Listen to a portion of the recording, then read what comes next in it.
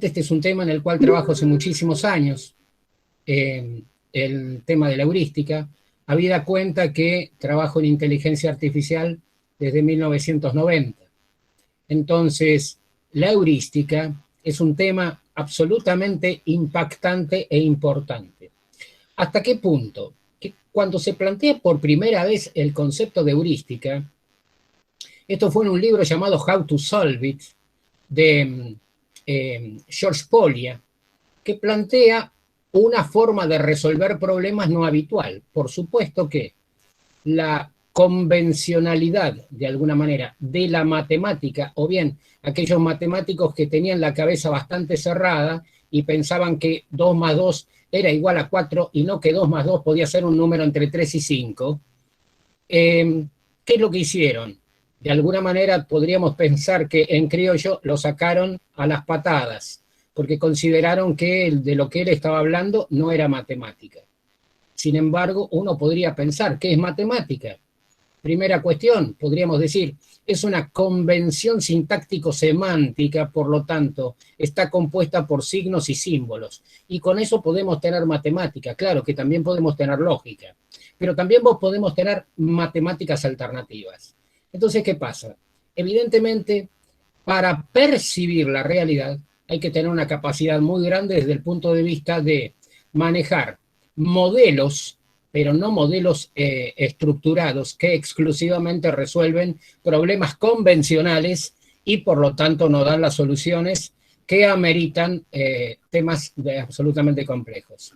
Por eso es que cuando yo digo percepción de la realidad a través de la matemática, yo no estoy diciendo a través de qué matemática.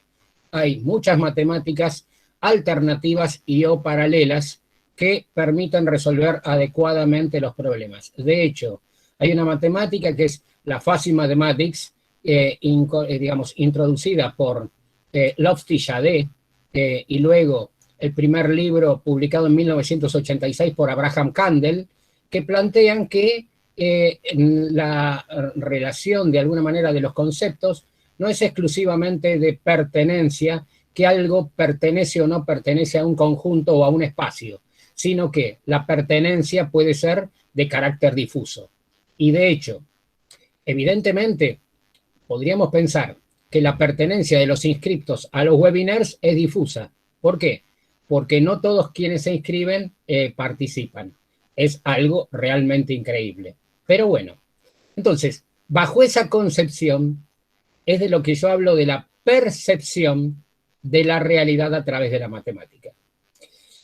Si bien yo introduje el jueves pasado y el lunes el concepto de problema, tengo que llevarlos por esa arista.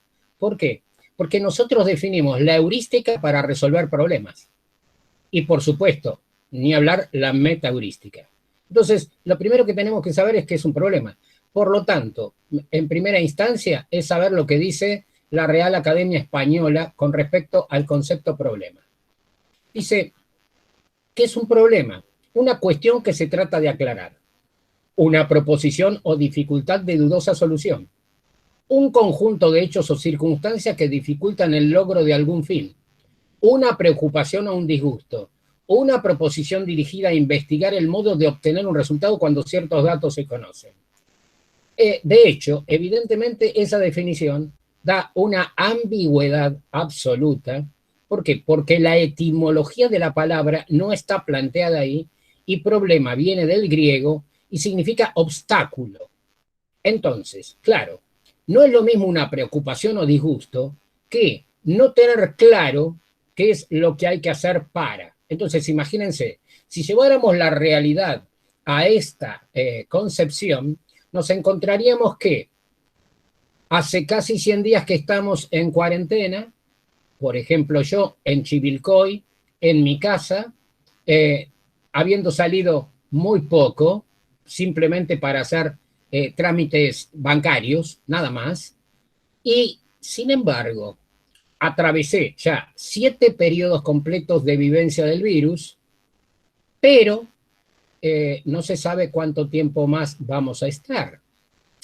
Y lo curioso del caso es que acá en mi ciudad, de 60.000 habitantes aproximadamente, al jueves había 4 casos ya resueltos de COVID-19. Hacía casi 2 meses que no había un caso. Sin embargo, entre el viernes y hoy, casi una semana, hay 6 casos nuevos. Entonces, en primer lugar, ¿es un problema? Sí, es un problema para los que van a salir. Para los que se quedan en su casa no es un problema si están cómodos en su casa. Eso es una idea como para transmitir cuál es la idea del problema. Ahí les pongo una segunda definición, podríamos poner miles porque depende la naturaleza del conocimiento y a su vez la proveniencia del profesional o del investigador que trata el tema, qué es lo que ejemplifica por el concepto. Dice, un problema surge cuando un ser viviente tiene una meta pero no sabe cómo alcanzarla. De hecho, evidentemente, un ser viviente podríamos pensar, aquella persona que quiere en el segundo cuatrimestre poder estar en clase física en la universidad, va a tener un enorme problema y sin solución, porque es muy difícil que esa situación se dé. Esa definición es de Dunker. Dice Vilela, recreando a Polya, por eso introduje a Polya en una primera instancia. ¿Qué es lo que dice Vilela? Tener un problema significa buscar conscientemente alguna acción apropiada para alcanzar una meta. Claramente concebida, pero no inmediata de lograr. Se sobreentiende que, si fuera inmediata de lograr, evidentemente el problema no existe, simplemente que esa persona o tiene un antifaz en los ojos o tiene cubiertos alguno de los 5 sensores por los cuales percibe. Esa es una primera cuestión. En tanto que resolver un problema es hallar un camino donde previamente no se conocía camino alguno. ¿Por qué? Porque una cosa es que el camino exista y yo no lo quiera tomar. Entonces sí voy a tener un problema porque no me interesa resolver o no estoy en condiciones de resolver. En tanto que, digamos, hallar la forma de salir de una dificultad, de sortear un obstáculo, conseguir un fin deseado que no se obtiene inmediatamente utilizando los medios adecuados. Digamos que me parece una definición bastante rebuscada y de alguna manera cíclica para definir una cuestión simple y concreta que es un problema. Y de hecho, todos nosotros estudiamos precisamente siempre para resolver problemas. Aquello que está resuelto, evidentemente no lo tenemos que volver a resolver, excepto que lo querramos optimizar. Palabra central en el concepto de la matemática. Ahí hay una definición mía que algunos pueden haber escuchado ya, que es del año 2001, y dice, un problema constituye un obstáculo o dificultad siempre que existe un individuo con suficiente interés o inteligencia. Y eso es central. Si yo no tengo interés o no tengo inteligencia, poco me importa el problema y mucho menos me importa resolverlo, porque es un tema colateral. Enfrente, y dice lo ha percibido. Por eso la idea de la frase completa e incorporando la palabra percepción. Si yo no percibo, evidentemente, ¿qué pasa? O no lo estoy viendo, o no lo estoy escuchando, o no lo estoy tocando, o no lo estoy olfateando, o no lo estoy degustando. Cualquiera de esos 5 sentidos. Por lo tanto, ¿qué pasa? El problema no existe. Es solamente imaginario en esa idea. Y tenga la necesidad de resolverlo, reconociendo el dominio donde está inserto. Fundamental. Un problema fuera del contexto deja de ser un problema. Es simplemente un problema de otro. Y conociendo perfectamente la situación inicial o situaciones iniciales. Y el objetivo o objetivos. Cuando las criaturas son chicas y se intenta, de alguna manera, potenciar su creatividad y su inteligencia, un aspecto fundamental es hacerlos resolver rompecabezas, crucigramas, laberintos, todo aquello que permita potenciar algo que es central, que se llama búsqueda. Cuando nosotros hablamos de resolver un problema, estamos hablando de qué caminos que luego, a la postre, en la formación científica, se hablará de metodologías, cuáles son los caminos que permiten transitar las variaciones del problema hacia las soluciones posibles o deseadas, que son 2 cosas distintas. Y el objetivo objetivos, entonces, razón por la cual es necesario encontrar la solución, esto es, el camino de transformación de la situación inicial en la situación final. Insisto en este concepto porque hay una cuestión que es fundamental, Porque a veces cuando las cosas se enseñan mal, se entienden peor. Y entonces, cuando alguien explica, por ejemplo, y dice, a ver, veamos, chicos, ¿cuánto es 35 por 40? Y dice 1400, no hay problema. Pero resulta ser que 1400 para algunos es la solución. Y hay una cosa muy diferente. ¿Por qué? Porque 1400 es la respuesta. La solución es cómo hacer la cuenta de multiplicar. Y de hecho, una cosa es, por ejemplo, rápidamente decir, bueno, muy bien, vamos a suponer un número cualquiera. Entonces, digo rápidamente 35 por 24 y digo 840. Entonces, ¿qué pasa? Yo hice una multiplicación de dos valores que tendría que haber hecho dos adiciones y sin embargo lo respondí en forma directa. El tema es este. Nadie puede saber necesariamente qué algoritmo utilicé yo mental para dar esa respuesta. La respuesta, si uno lo hace por la multiplicación de Fibonacci, es decir, la suma sucesiva de Fibonacci, va a llegar a la misma cuestión. Entonces, primera, digamos, construcción. Cuando estoy intentando resolver un problema, hay modelos que son perfectamente explicables, aquellos que se pueden algoritmizar, y hay modelos que son mentales que solamente dependen del razonamiento de las personas. Eso en primera cuestión. Esto voy a ir rápido. El otro día lo describí en otro contexto, por supuesto. Proceso de resolución de problemas. Básicamente son 7 etapas donde si primero no defino, por eso introduje recién, no defino el problema, tampoco me importa saber cómo se resuelve. Segundo, si no sé cuáles son mis objetivos, es decir, o lugares a los cuales quiero llegar, tampoco me importa cómo se resuelve. Cuando alguien trabaja sobre el descubrimiento, no sabe cuáles son los objetivos. Lo que sí sabe es que quiere avanzar y cambiar el estado, es decir, cambiar el status quo. Pero no está claramente planteado dónde quiere llegar. Por eso se trata de un descubrimiento. En cambio, si lo que tengo que hacer es llegar a un punto dado, tengo que ver cómo llego. No es lo mismo que si una persona quiere llegar, digamos, a una localidad X. No es lo mismo si tiene un único camino para llegar, o bien tiene varios, pero los varios tienen distintas dificultades. Entonces, ahí depende de qué, de la decisión o de la elección. Si la elección opera, toma el que quiere. Si la decisión, digamos, es posible, va a razonar de qué manera llega. Por lo tanto, hay una evaluación de potenciales causas, hay un análisis de relevancia de las causas, por eso planteé esta idea de por dónde va hasta llegar al nodo que le corresponda en este caso, o a la situación final. Luego hay identificación de posibles soluciones. ¿Qué pasa? Una cosa es una solución clásica, otra cosa es una solución no clásica. Una cosa es una solución directa o lo que llamamos una solución determinística, otra cosa muy distinta es una solución no determinística, donde hay ponderación y además intervienen factores asociados a distintas teorías de la ponderación, como por ejemplo la probabilidad, la estadística o los modelos posibilísticos o difusos, que me permitirían encontrar una ponderación para saber en qué momento voy a arribar donde quiero llegar. Por lo tanto, hay un desarrollo de un plan de acción y planes alternativos. Y luego testear la solución a la cual estoy llegando o he llegado. Y esa solución se puede hacer tanto sea por, digamos, un reconocimiento directo sobre los datos reales o bien una simulación.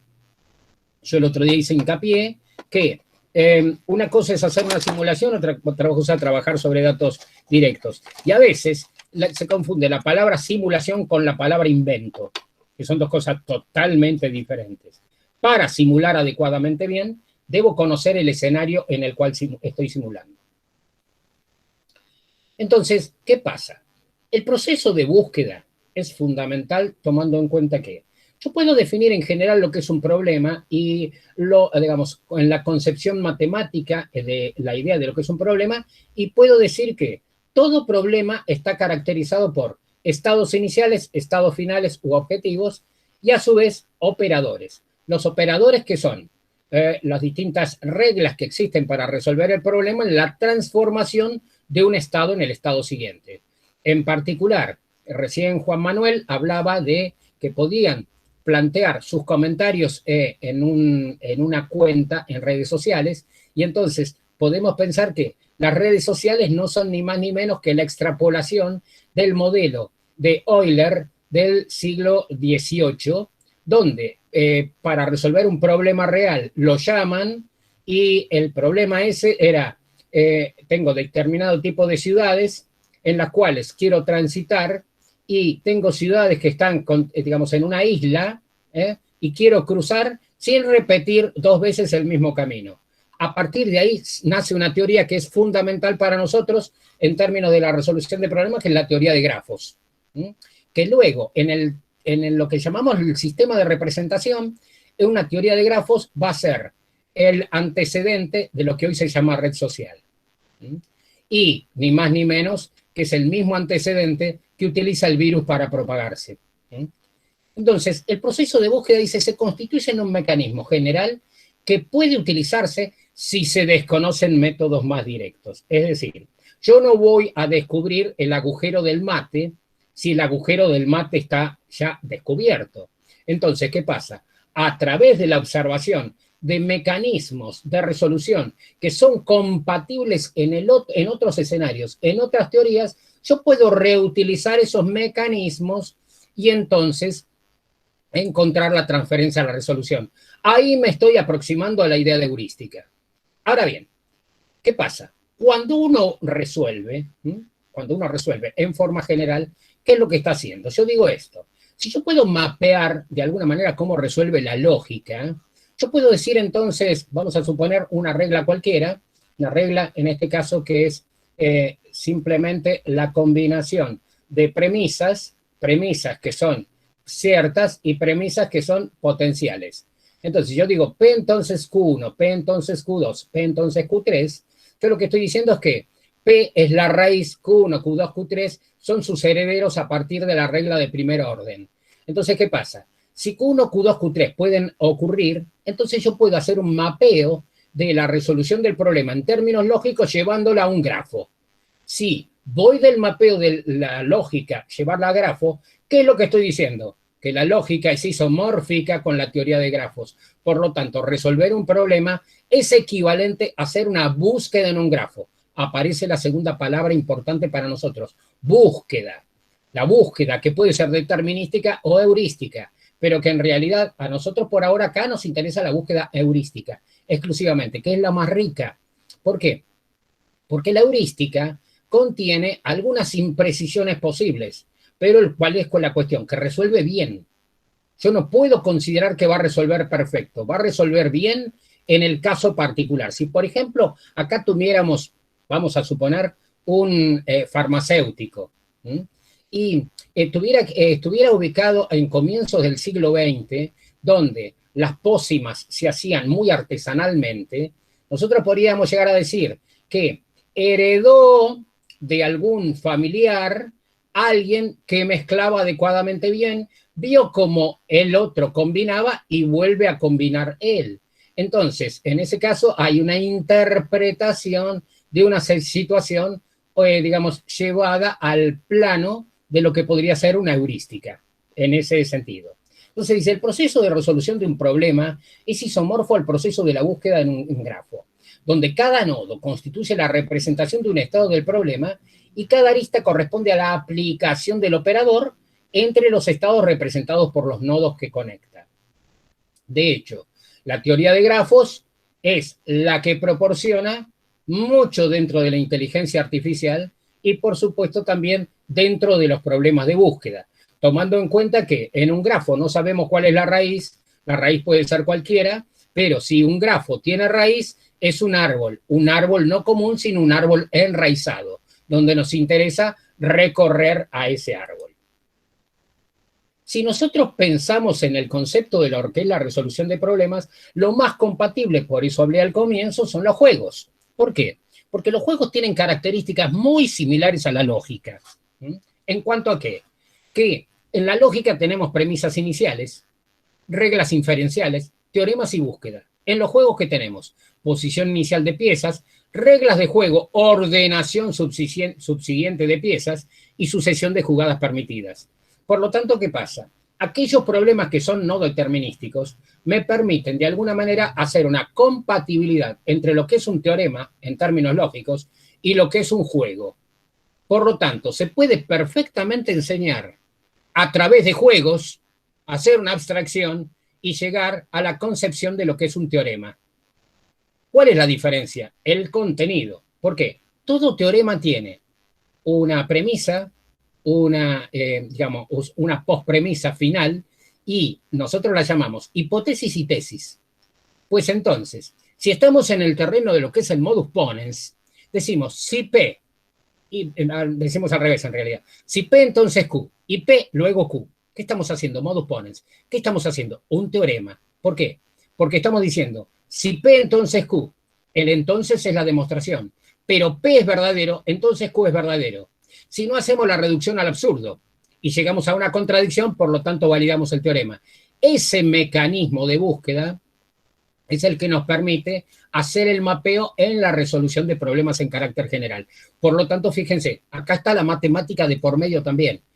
En la heurística, ¿dónde intervendría acá? En el juego en particular. ¿Por qué? Porque no todos los juegos son iguales. Y por supuesto estamos hablando de juegos que presenten esa característica. Hay juegos en los cuales las posiciones iniciales están perfectamente definidas inicialmente, hay otros que no. Si yo tomo en cuenta un damero o un tablero de ajedrez de 64 escaques, las piezas están colocadas, por lo tanto la posición inicial existe. Ahora, si yo lo que tengo es un rompecabezas, las piezas no están colocadas. Por lo tanto, la primera pieza depende del talento, del know-how, de la inteligencia, de, puntos suspensivos, quién lo está jugando. Esa es la idea. Entonces estaremos en la teoría de la demostración. Esto lo presenté el jueves pasado, que es la resolución humana de problemas, donde, digamos, para no hacerlo muy largo, lo que me importa fundamentalmente es el intérprete, en el concepto de cognición. Una cosa es cómo lo adquiero, otra cosa es cómo lo proceso y otra cosa es cómo lo disparo, en este caso.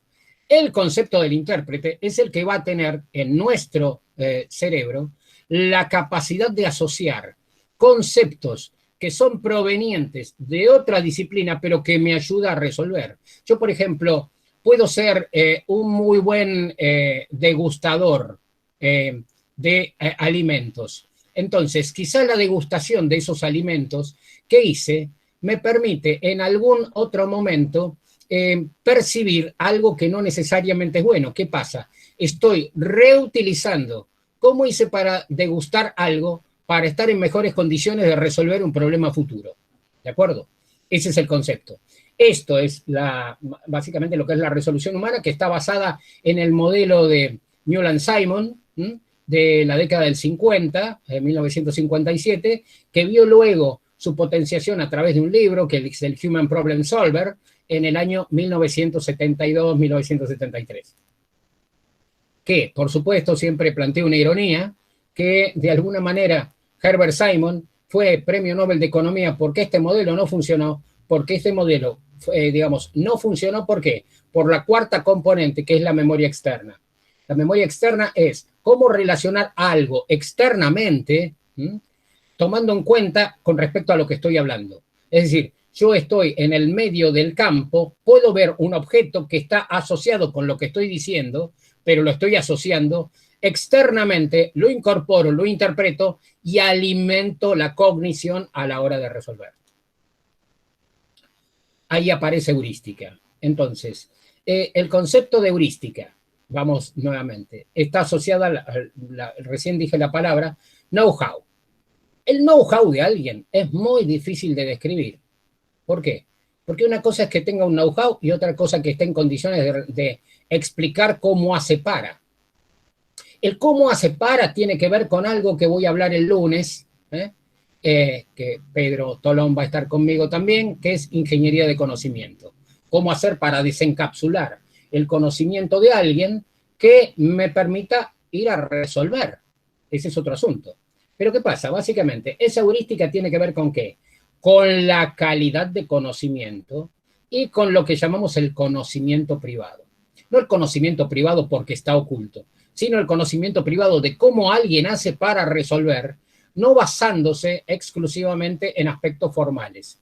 Pero por supuesto, si yo quiero a esto incorporarlo, tengo que algoritmizarlo de alguna manera. Y algoritmizarlo no exclusivamente en una secuencia de operaciones matemáticas, sino que algoritmizarlo puede ser ponderar una determinada situación a la hora de resolver mejor algo. Si yo, por ejemplo, respondo a algo diciendo, puede ser que ocurra tal cosa, ¿sí? Por ejemplo, el pronosticador del tiempo, que dijo, por lo menos acá para Chivilcoy, que mañana va a ser 1 grado bajo cero, el tema es, hay un rango de aceptabilidad basado en una concepción que se basa en el análisis de lo que ocurrió anteriormente y de la concatenación de la humedad, la temperatura, la velocidad del viento, las condiciones de la época, qué pasa con las isoclinas, digamos, tanto las isobaras con las isoyetas, las isotermas en general, y eso me permite dar una conclusión. De ahí a que exactamente haga 1 grado bajo cero es muy relativo. Entonces, ¿qué pasa? Ahí nos basamos en percepciones que tienen que ver con indicadores reales, pero hay algo muy distinto, que si, por ejemplo, a alguien le sale un grano en la oreja llamado sabañón, y entonces él sabe que va a ser frío, es muy difícil de comprobar y hacer la traslación de un fenómeno de ese tipo. Entonces, ¿qué pasa? Nosotros podemos usar, voy a usar esa definición que me parece interesante, de Evans y Xanakis del 81, que dice que es una heurística, es un conjunto de procedimientos simples, frecuentemente basados en el sentido común. Y acá me detengo, ¿por qué? Porque yo siempre insisto en este concepto. En matemática el orden de los factores no altera el producto. Sin embargo, el sentido común no es el más común de los sentidos. Acá hay muchos estudiantes y a los estudiantes se les dice, tened cuidado con este concepto, porque esto es fundamental. No, yo voy a experimentar porque seguramente me dijo que es fundamental, pero no es fundamental. Entonces quiero experimentar y después choco contra la pared. Entonces, que conforme se supone, permitirán obtener una buena solución a problemas difíciles en forma rápida y fácil. Lo de rápida y fácil es totalmente ideal. Fácil, todo dependerá de la complejidad del problema a resolver. Imagínense, el mundo no ha podido resolver en el corto plazo una situación pandémica, por lo tanto, hay ciertos elementos que no necesariamente garantizan que sea rápido y fácil. ¿Qué factores, entre otros, justifican emplear la heurística? Dice, primero, inexistencia de un método exacto de resolución. Por eso antes les dije que si el método funcionaba bien, no tenía sentido armar un método posterior. Segunda cuestión, existencia de métodos muy costosos en tiempo o en uso de memoria. Se sobreentiende, eso también. Innecesariedad de una solución óptima. Ese es fundamental. Por eso yo planteé de alguna manera lo siguiente, que yo puedo querer soluciones, pero también puedo querer soluciones deseadas o plausibles. Plausible significa que sean admisibles. Hay un rango de admisibilidad para eso. Por lo tanto, ese rango de admisibilidad lo puede dar exclusivamente quien está inmerso en el problema, quien está percibiendo ese problema. Esa es la idea de no estar en la solución óptima. Si yo, por ejemplo, estuviera utilizando en el análisis matemático o en el cálculo numérico una expresión que se corresponde con un método de aproximación para calcular una raíz, si quiero la raíz exacta porque es la solución, digamos, el método de solución me va a llevar a una respuesta final, es una cosa. Ahora, si el paso es intermedio, es otra. ¿Por qué? Porque si la solución, digamos, la solución que voy a aplicar es para respuesta final, me puedo manejar con un margen de error. Ahora, si es en uno de los pasos de la búsqueda en términos de la solución, ahí no me puedo dar demasiado lujo porque entonces el error en la propagación va a ser enorme. Por desconfiabilidad sobre los datos disponibles. A priori, nosotros podemos tener desconfiabilidad de los datos disponibles, no en Argentina, sino en China, por ejemplo, con respecto al efecto de lo que hubo en el coronavirus o no. Entonces, eso requeriría un trabajo heurístico.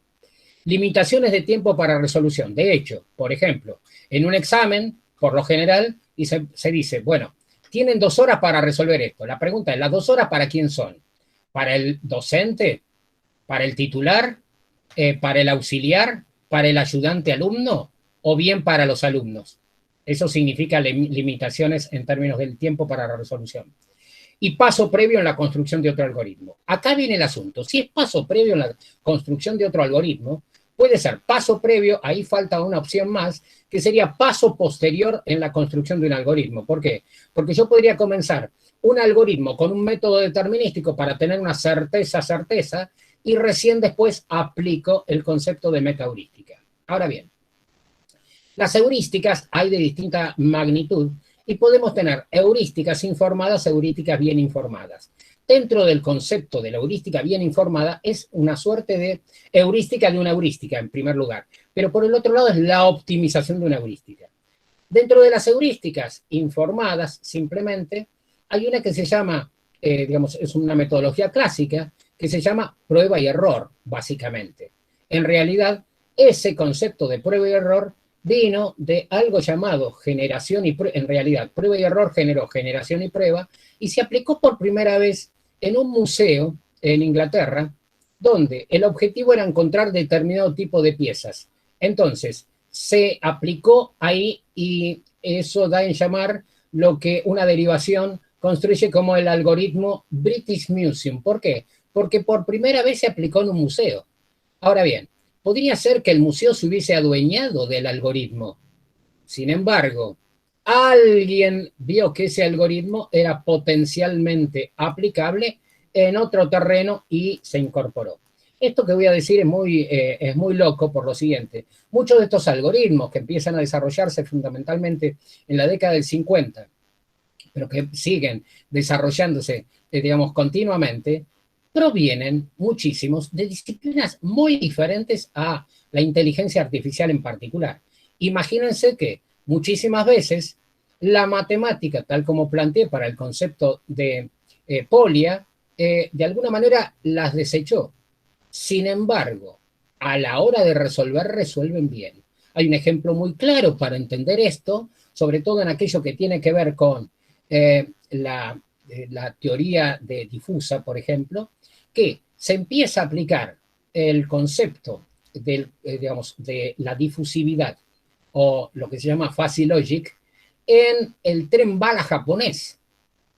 Y si no hubo accidentes, quiere decir que esa lógica funcionaba bien. Sin embargo, la matemática, es decir, perdón, los matemáticos en algún momento, no me incluyo en esa categoría, desestimaban esta aplicación porque decían que no respondía por sí o por no. Y de hecho, si respondiera por sí o por no, digo, el elemento X sub Y pertenece al conjunto X, ¿pertenece o no pertenece? Listo. Yo lo que estoy diciendo acá es que puede pertenecer. Entonces, puedo, valga la redundancia, resolver situaciones que en la medida clásica no se podían resolver. Ahí está Polya, y dice, la heurística corresponde a la proyección restringida desde el contexto dominio en el que se define un problema hasta el espacio solución. ¿Por qué? Si yo tengo un cierto problema aquí y le coloco un filtro, ¿qué es lo que estoy generando? Que los mecanismos de solución sean más perfectos, no quiere decir perfectos, donde van a afectar en forma directa al espacio del problema en términos de la solución. ¿Qué puede ocurrir? Que las soluciones sean mutuamente excluyentes o que las soluciones estén solapadas, tengan intersección, o bien que las soluciones sean coincidentes. Entonces, esas primeras heurísticas que están planteadas ahí son las heurísticas convencionales, que es generación y prueba, tal como dije, escalada simple. ¿Qué es escalada simple en realidad?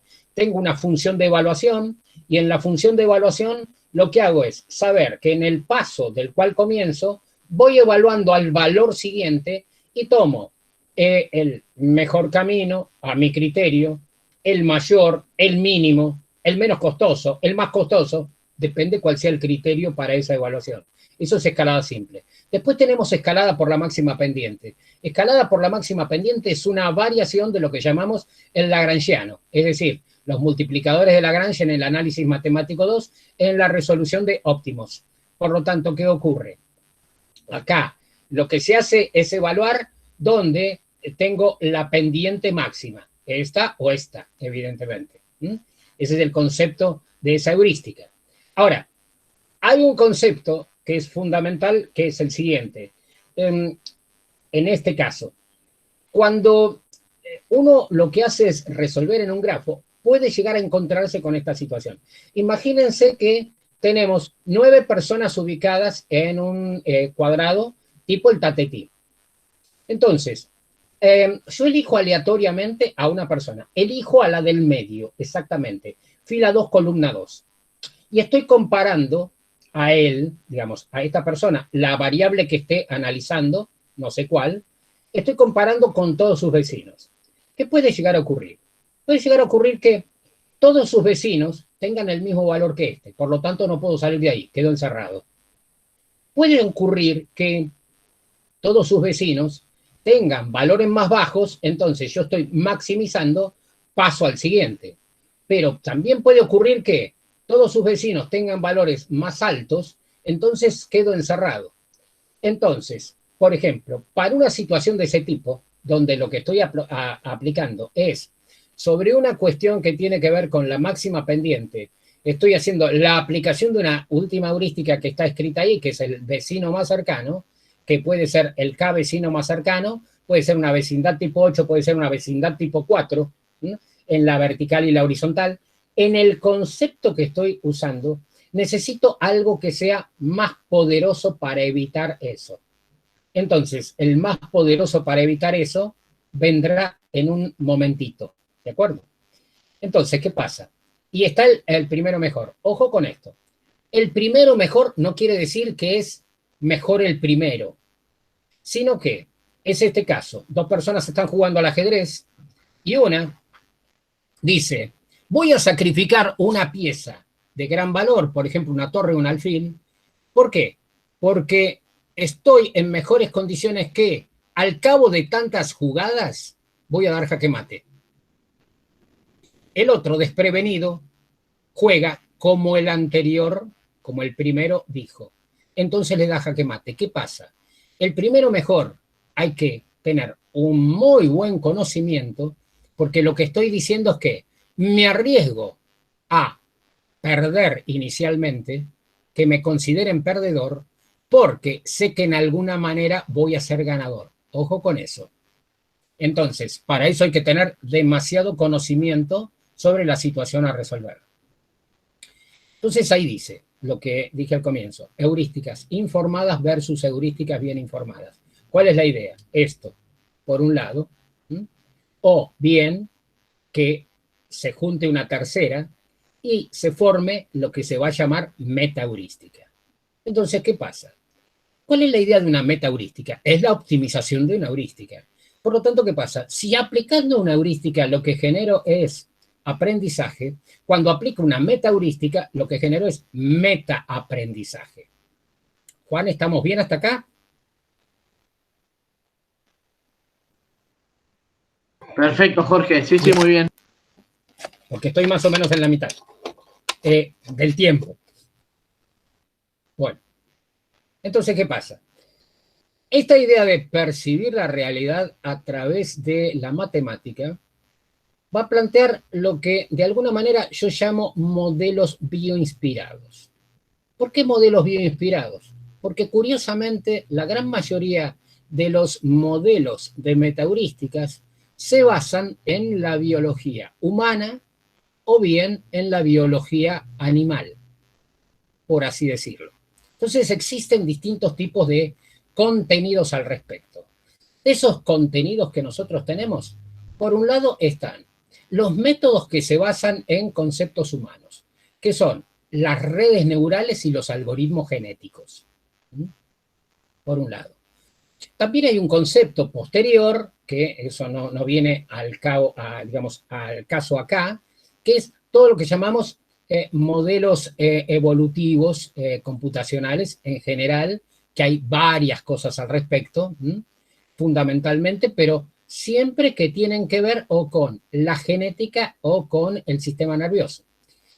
Yo el jueves pasado, perdón, hice una construcción en general de la evolución en términos de las redes neurales, pero fundamentalmente cómo habían sido capturadas inicialmente, cómo se habían comenzado los primeros estudios en la década del 50 y cómo habían sido destruidas en el medio por Minsky y Papert en el año 1969 a través del libro Perceptrons, y cómo renacieron nuevamente. Y que de alguna manera estos modelos inspiraron otro tipo de desarrollos, sobre todo fundamentalmente en lo que es la programación paralela y en la programación masivamente paralela. ¿Qué pasa? La idea de tanto las redes neurales como los algoritmos genéticos están inspiradas básicamente a partir de una neurona y a partir de un gen. Eso por un lado.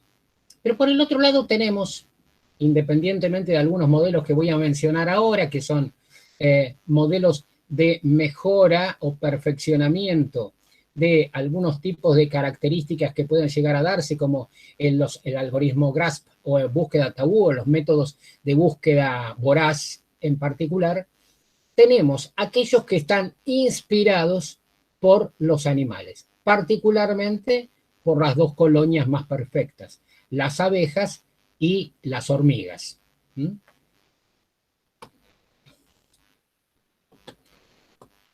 ¿Qué pasa?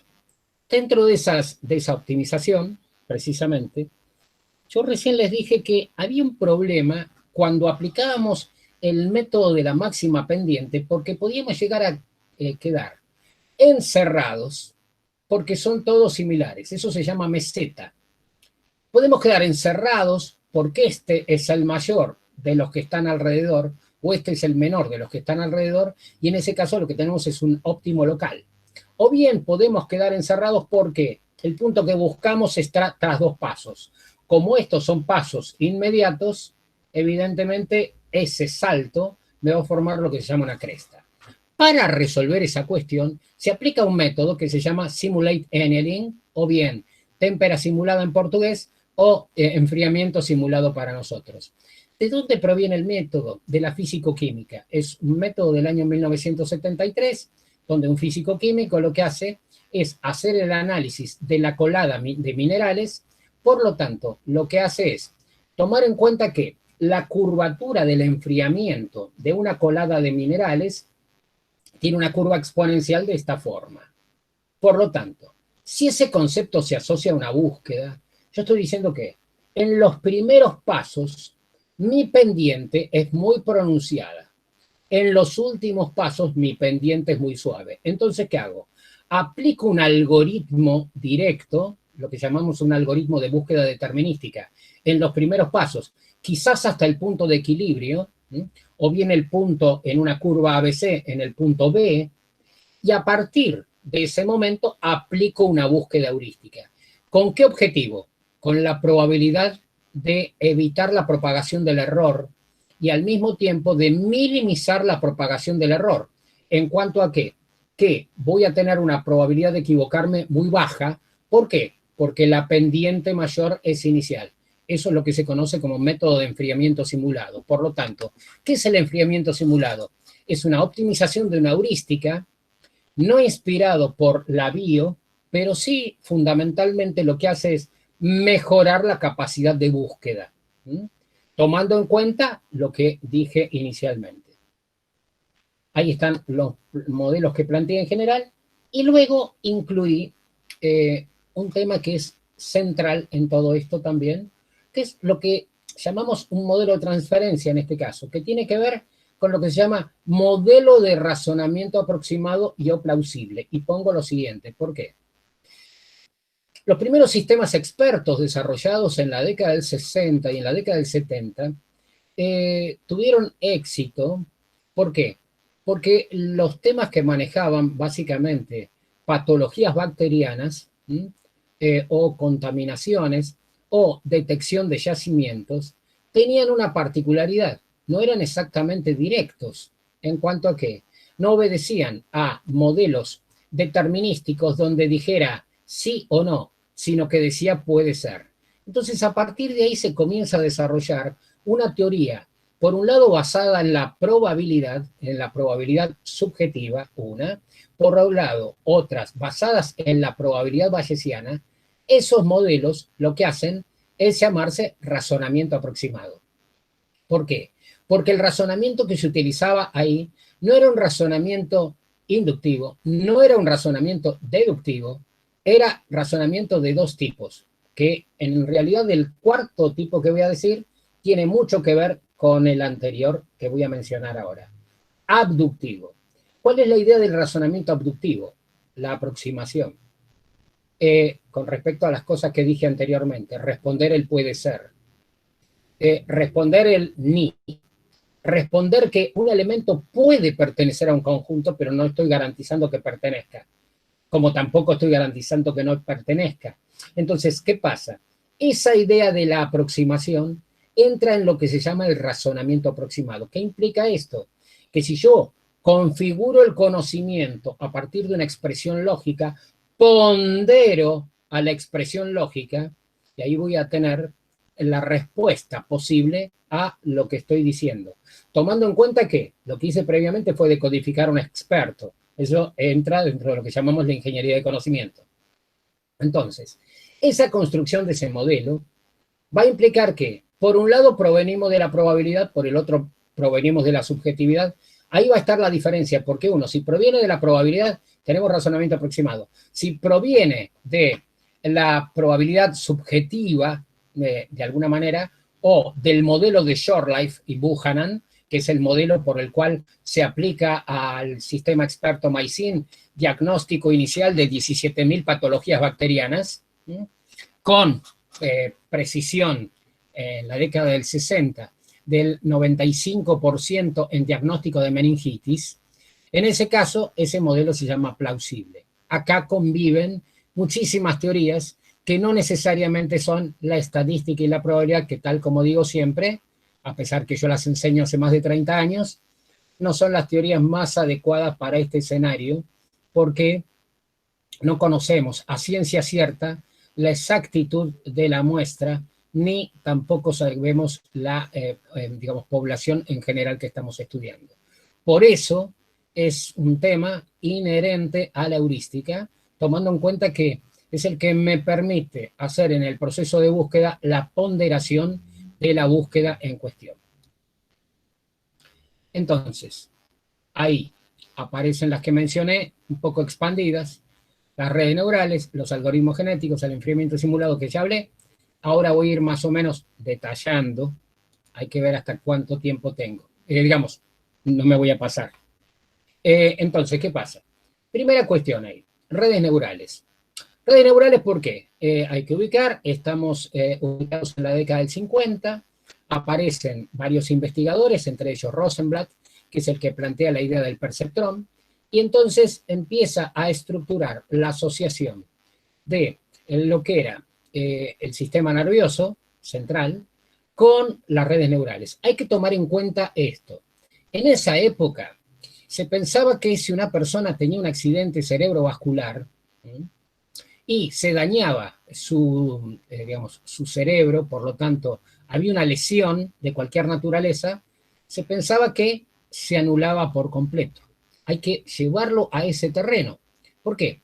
Porque en los años 70, fines de los 60, ya mediados de los 70, se empezó a plantear que si una persona tenía una alteración por algún accidente, en este caso, se podía, de alguna manera, entrenar a otro sector y permitir, de alguna manera, su recuperación.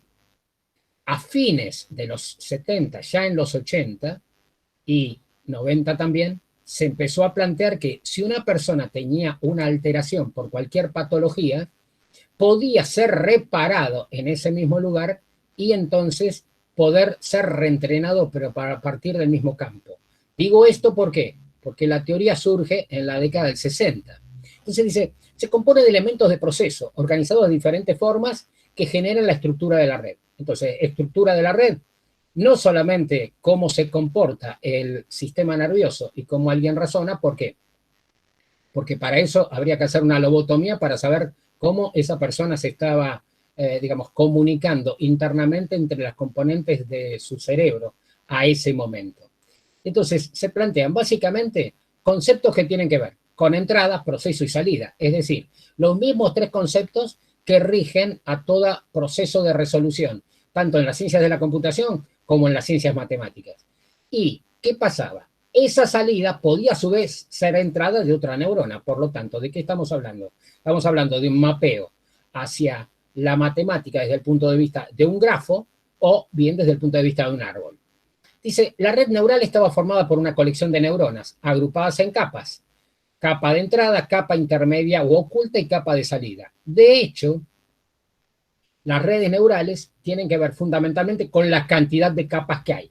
Entonces, hay redes monocapa o hay redes, digamos, de varias capas y redes multicapas. Se sobreentiende por una cuestión simple y concreta. Si yo hago una partición cada vez más grande, voy a mejorar la capacidad de búsqueda y digamos, al mismo tiempo también el procesamiento de esa búsqueda. Eso no significa que después sea fácil de implementar algoritmos de esa naturaleza. Análogamente al sistema nervioso, la estructura de la red puede estar organizada mediante diferentes topologías. Y acá viene el problema. Diferentes topologías. Primero hay que saber qué pasa con la topología algebraica para poder tratar de ver cuál es la construcción de cada una de las redes en base a la topología algebraica. No es lo mismo trabajar con una topología en reales que una topología en complejos y que una topología en R, que en R2, que en R3 o que en Rn. De hecho, esto es fundamentalmente interveniente acá. Dice, las neuronas pueden interconectarse de distintas formas.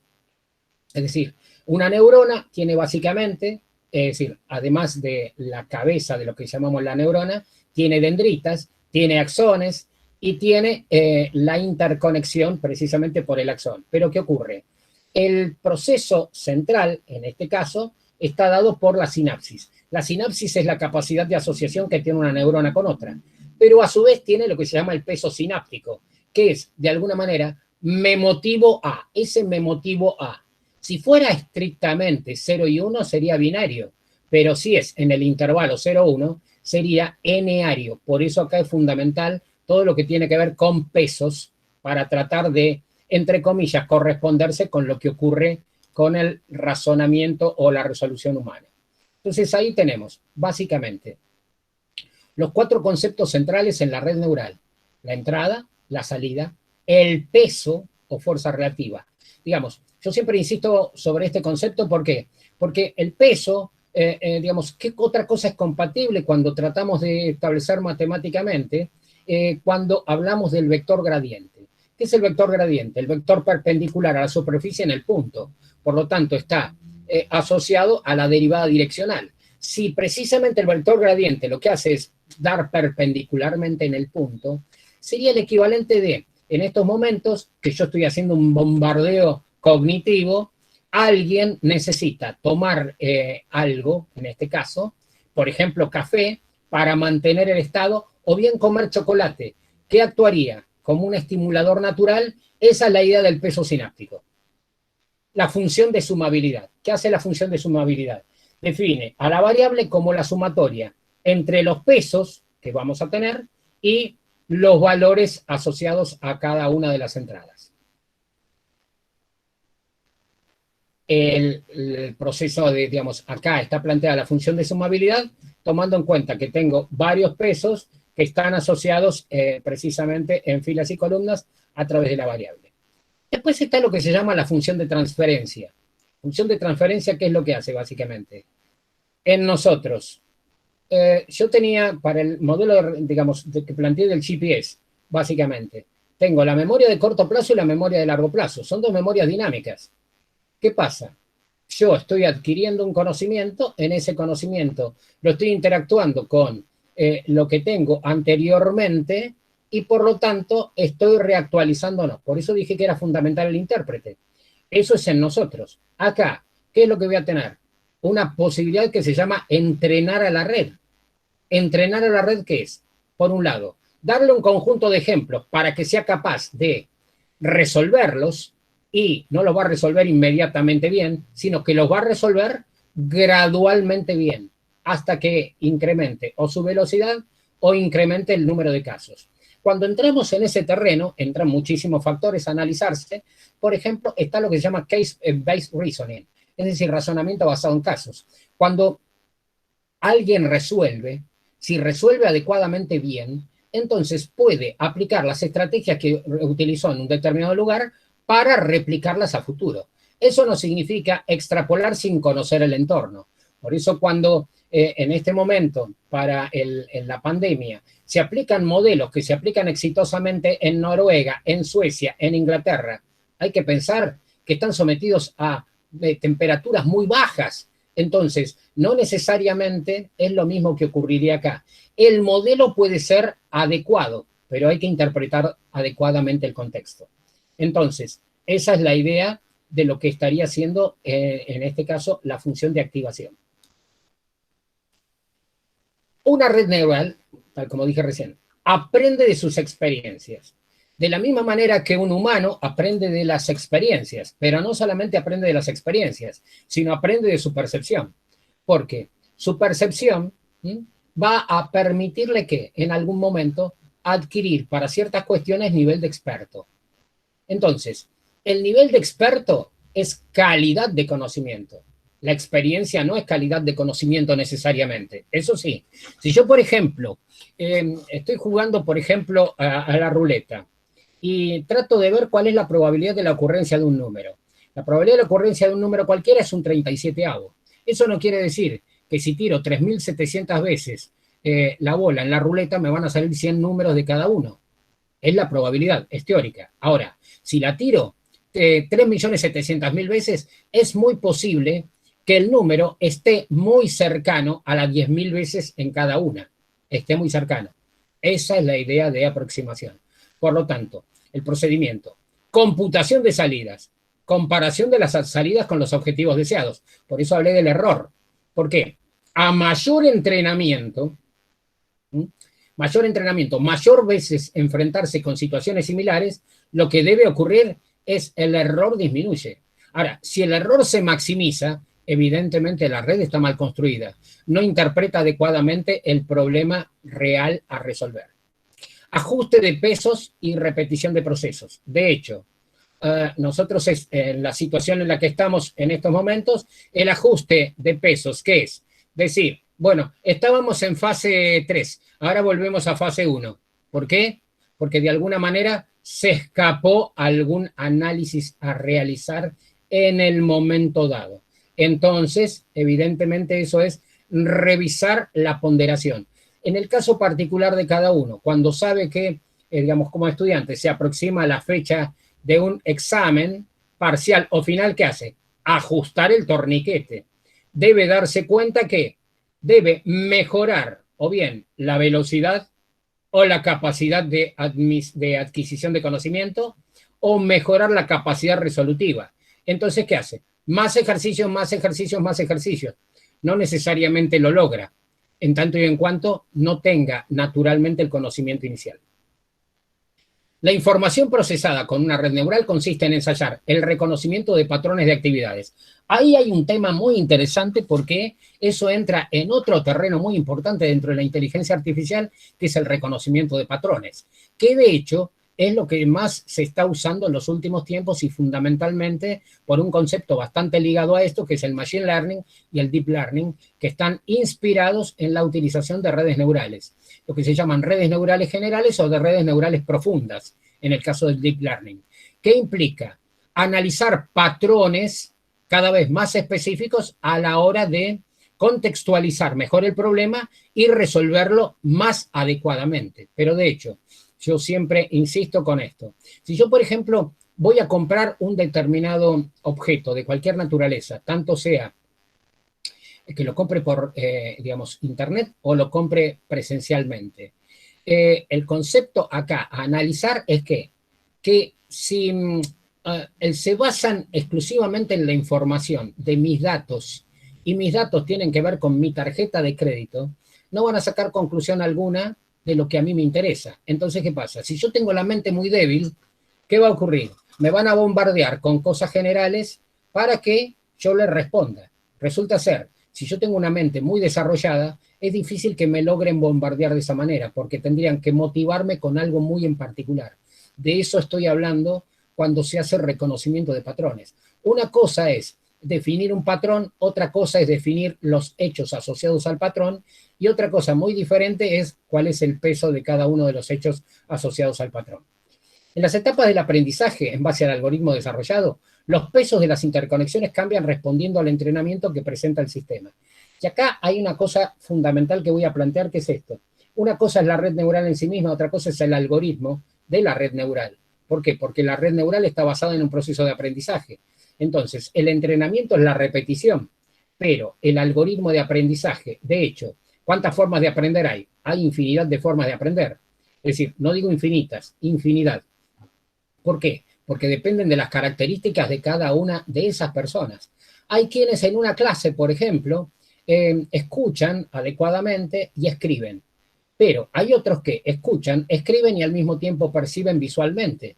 Entonces, eso para la red neural, ¿qué sería? Sería lo equivalente a lo que dije recién en términos del gradiente. ¿Por qué? Porque tendría multi-aplicaciones simultáneas y eso se llama reinforcement learning, es decir, aprendizaje reforzado.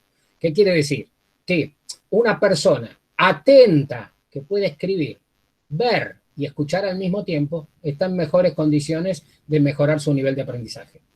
Entonces, dice, con el objetivo de minimizar el valor de la diferencia entre la salida actual y la salida deseada. De hecho, esto es compatible con cualquier concepto que nosotros planteemos de un modelo de ajuste de una curva y tratemos luego de plantear el intervalo de confianza.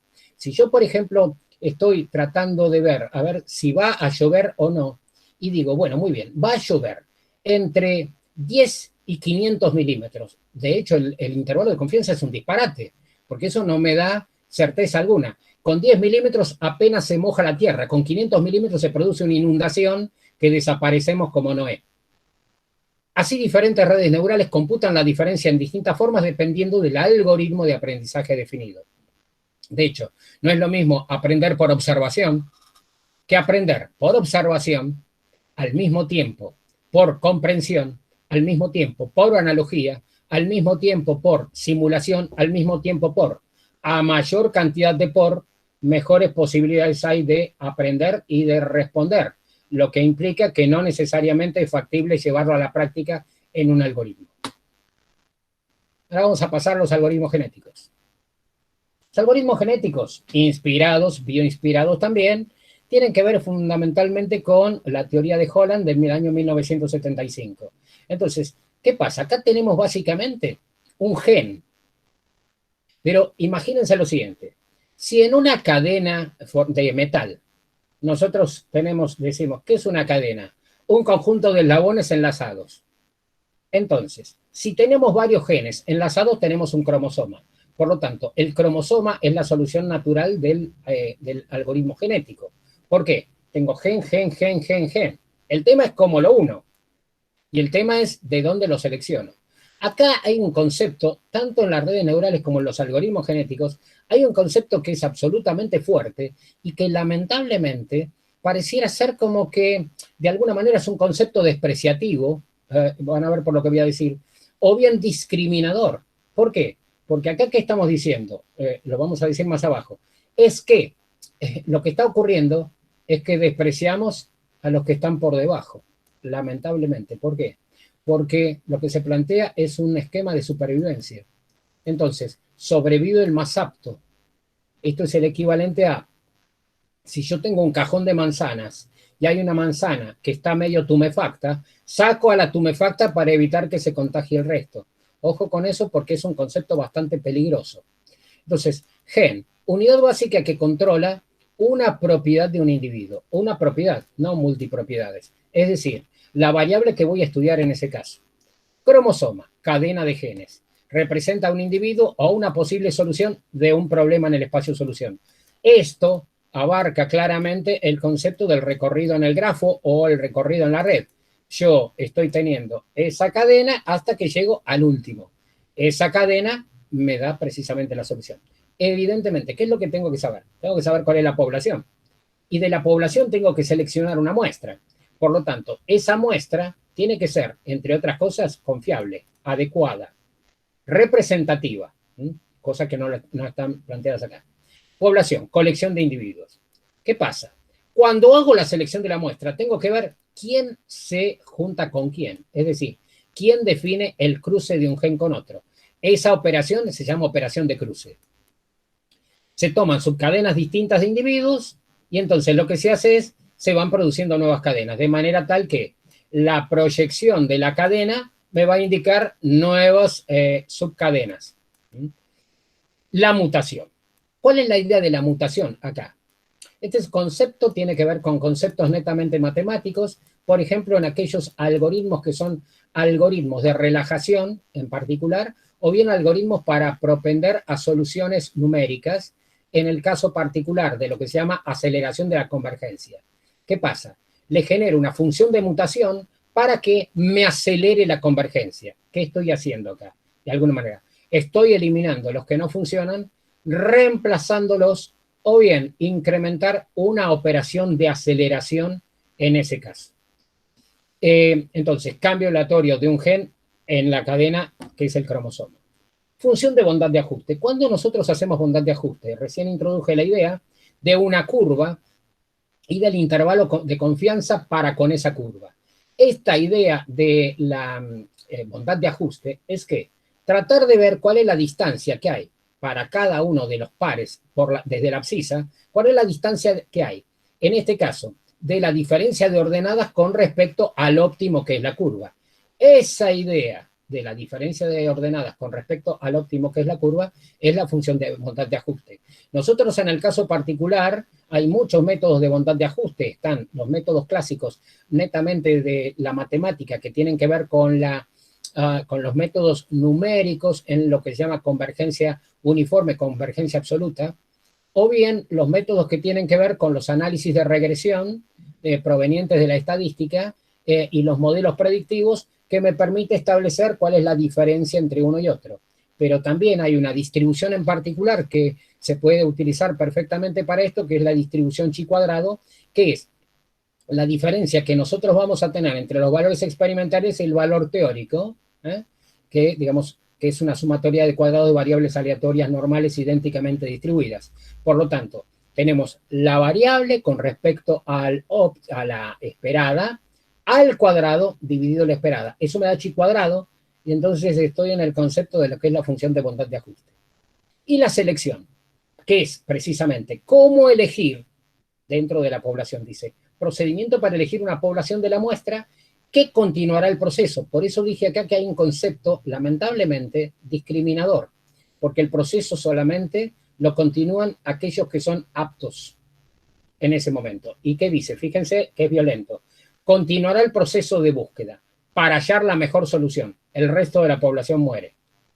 Es tremendamente violento. Un algoritmo, dice, digamos, el algoritmo, el concepto acá es, fíjense, inicializa la población. Mientras un criterio para finalizar no sea alcanzado, ¿qué hace? Cruza dos especímenes, madre y padre, y genera nuevos individuos.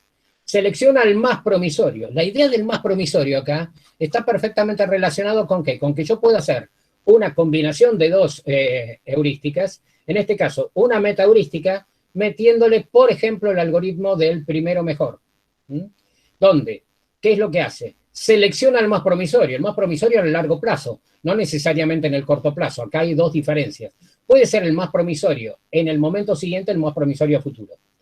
Desarrolla, digamos, a partir de todos y hace una mutación rara.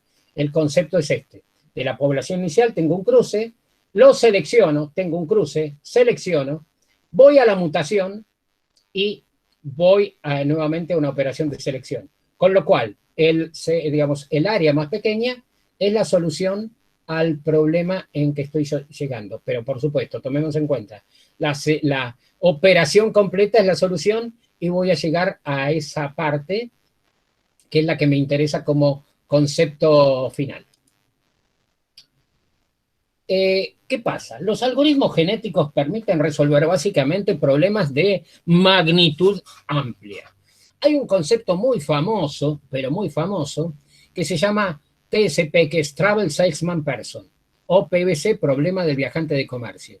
El problema del viajante de comercio es un modelo bastante antiguo que se planteaba fundamentalmente cuando alguien tenía que hacer un recorrido dado entre distintos nodos y tenía que evitar pasar 2 veces por el mismo lugar. ¿Qué pasa? Ese problema se encontró en algún momento solución para los casos parciales, pero no solución para el caso general. Y de hecho, año a año, es decir, en realidad mes a mes, se producen nuevas soluciones para un número específico de casos, pero no para el modelo general. De hecho, los japoneses trabajaron mucho en esto y, digamos, continuamente se van sumando nodos. Entonces, acá se puede resolver este tipo de problemas a través de algoritmos genéticos. Fundamentalmente, ahí, digamos, tanto, dice, búsqueda de reglas difusas, funciones de membresía, problema de corte mínimo, optimización de parámetros, son todos modelos de la investigación de operaciones, fundamentalmente, es decir, de investigación operativa o investigación de operaciones, procesos de optimización combinatoria, procesos de búsqueda de soluciones en programación lineal, procesos que tienen que ver con restricciones y requerimientos, todos los modelos que tienen que ver con mínimos lamentos, fundamentalmente, o problemas de optimización de costos en búsqueda del punto de equilibrio. En la construcción existen 4 parámetros. Por un lado, el primero fundamental es el plan, es decir, el esquema que tenemos a la hora de aplicar el modelo por el cual el algoritmo va a llegar a una solución razonable en términos de lo que queremos plantear. Por el otro lado, el tamaño de la población. Y acá hay que tomar en cuenta lo siguiente, cuanto más grande es el algoritmo, más dificultad hay en el procesamiento y al mismo tiempo también mayores dificultades hay a la hora de realizar el proceso de búsqueda. Las operaciones de cruce que son centrales en todo esto porque tienen que ser acordes al problema a resolver e identificar claramente qué es lo que quiero, digamos, al qué valor quiero llegar. Y la heurística de mutación, que también es central, porque no es tan solo decir, bueno, hagamos esta aplicación o esta mutación, sino lo importante es saber en qué medida, cómo y cuándo. Esos 3 conceptos son absolutamente centrales.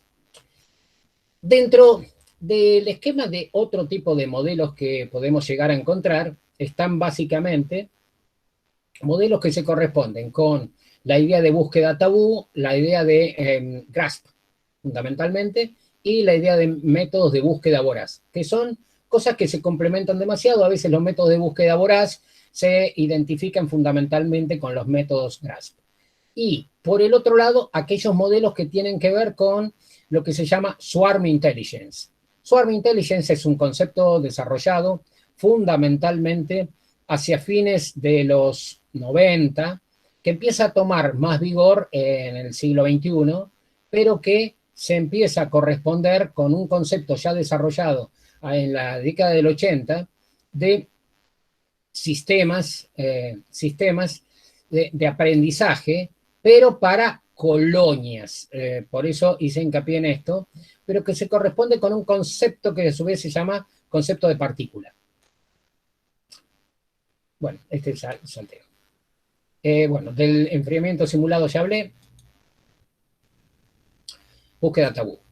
Es un tipo de búsqueda por vecindad que expresa, guía un procedimiento de búsqueda local a fin de explorar el espacio de soluciones además del óptimo local. Es decir, evita la búsqueda local. Por eso está relacionado, de alguna manera, con el modelo de escalada por la máxima pendiente y asociado también a algo similar a lo que hace el método de enfriamiento simulado. Tomando en cuenta que este es expresamente una metaheurística, en cambio el enfriamiento simulado se puede ver como metaheurística, pero en realidad es un híbrido que combina heurística con metaheurística. Dice, ¿qué hace la búsqueda? La búsqueda tabú. Selecciona agresivamente el mejor de los movimientos posibles en cada paso.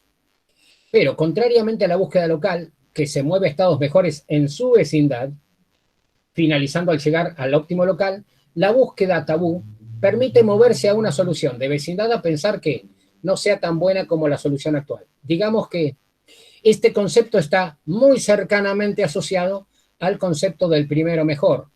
No necesariamente va al estado siguiente, sino que permite analizar lo que puede ocurrir tras estados. Imagínense si nosotros estamos requiriendo en estos momentos que el gobierno, en general, en cualquiera de los niveles, diga cómo salir de la pospandemia. Esto sería compatible con lo que estamos diciendo. ¿Por qué? Porque está buscando no el estado inmediato, sino el estado post siguiente. El epicentro, destaco algunas cosas por el tiempo, más que nada. El epicentro del método reside en tratar de explorar la memoria adaptativa y así poder controlar los procesos de búsqueda. ¿Qué pasa? Las personas en general tenemos una memoria episódica, por un lado, tenemos una memoria adaptativa, por el otro. No necesariamente eso siempre ocurre. Tenemos una memoria explícita, una memoria implícita, en realidad. Y ahí está incluido otro concepto que es la memoria atributiva. ¿Qué pasa? Adaptativa. De hecho, para el ejemplo que planteé del modelo de resolución humana de problemas, yo incorporo nuevo conocimiento, lo asocio con conocimiento preexistente y a partir de ahí lo que hago es seleccionar diciendo, bueno, esto que sabía ya fue. Entonces ahora va a estar reemplazado por esto que viene. Una cosa es decirlo, otra cosa es hacerlo. De hecho, imaginemos que alguien va a una biblioteca y está tratando de buscar un libro, cualquiera sea. Entonces, en primer lugar dice, yo quiero, el libro que quiero es, no el que se llame de tal forma, sino el que tenga tales y tales y tales temas. Entonces, buscaría a priori que los libros estuvieran en forma ordenada en la biblioteca. Craso error, porque si están en forma ordenada, están ordenadas de acuerdo al orden que alguien dijo, no necesariamente al orden que corresponde en la resolución de ese problema. En nuestra cabeza el conocimiento está desordenado y de hecho es mejor. ¿Por qué? Porque lo que es necesario es mejorar la capacidad de búsqueda para ordenarlo. Cada vez que lo ordeno, lo que tengo es lo que llamo en ese caso la memoria de base de hechos, es decir, la base de hechos. ¿Qué es la base de hechos? La consecuencia de la ejecución de la búsqueda. De manera tal que una vez que busqué, encontré los elementos que hacen a la resolución del problema. De esto estamos hablando acá. La memoria puede contener información sobre la frecuencia y la cercanía temporal de las situaciones, estados alcanzadas. Los estados más recientes se almacenan en la memoria reciente, corto plazo. ¿Cuál es la idea del corto plazo, entonces? Por ejemplo, quien trabaja en trigonometría, la idea del corto plazo es saber la relación trigonométrica fundamental, la definición de las 6 funciones trigonométricas y al mismo tiempo saber, por ejemplo, qué le pasa al seno y al coseno en el ángulo doble. Con eso es suficiente, el resto se construye todo. Es decir, eso es memoria de corto plazo. Ahora, si fuera a trabajar en particular y dijera, bueno, a ver, muy bien, necesito saber a qué es igual el seno de 2 alfa, hace el desarrollo y llega a la resolución. No tiene por qué acordárselo en ese momento. Hay corto plazo y largo plazo. A veces el largo plazo es algo así como el arcón de los recuerdos o el baúl de la abuela. Y el tema es que no sé, si no se tiene una caña de pescar suficientemente tensa, es muy difícil salir a pescarlo. Un subconjunto de los movimientos contenidos en la memoria son clasificados como tabúes. Los elementos de este subconjunto se excluirán durante cierto periodo de tiempo. Es como si yo, por ejemplo, a un perro le pongo un hueso y le digo, mira, no pienses que es un hueso porque no te lo voy a dar. Para el razonamiento humano es algo muy complejo de ver eso. Es decir, nosotros ahora tenemos vedado salir. Entonces imaginamos que estamos como en la Matrix, estamos aislados. Yo quisiera saber si tengo alguna persona escuchándome del otro lado, porque creo que con la velocidad que estoy hablando me voy a quedar solo. Sí, sí, Jorge, lo estamos escuchando atentamente. Bueno, gracias. Entonces, los elementos de este subconjunto se excluirán durante cierto periodo de tiempo hasta existir solamente alternativas viables. Es decir, ¿qué estoy haciendo? Una suerte de propagación de restricciones, tomando en cuenta que aquellas que no satisfacen las elimino. Ojo, las elimino en base a algún criterio dado. Si el criterio dado no está expresamente planteado inicialmente, no la puedo eliminar porque sí. Si yo estoy resolviendo el problema de otro, lo que tengo que hacer es haber podido decodificar cómo él razona para poder hacer una transferencia adecuada y saber cómo tiene que hacer la búsqueda en mi algoritmo. Si eso no soy capaz de hacerlo, voy a devolverle lo que a mí se me da la gana. Caso, digamos, bastante opuesto a lo que en realidad tengo que tratar de resolver. Bueno, voy a saltearlo. Búsqueda voraz.